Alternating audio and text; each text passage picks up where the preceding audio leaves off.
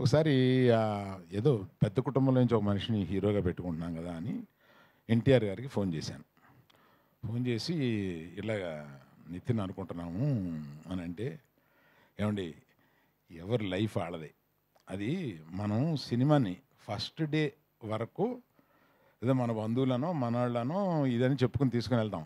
ఆ తర్వాత వాళ్ళు పడే కష్టం, వాళ్ళు చేసే యాక్టింగు, దాన్ని బట్టి వాళ్ళు పైకి వెళ్తారండి. అందుకని మీ కథ బాగుందని చెప్పాడు కనుక చేసేయడమే అండి. ఇవన్నీ పెద్దగా ఆలోచించొద్దు.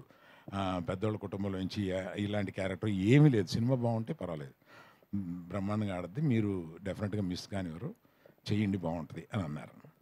సో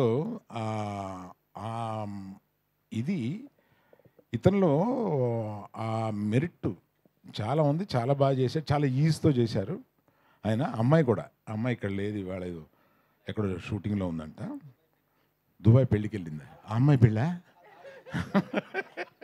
వేరే వాళ్ళ పెళ్ళి అంటండి.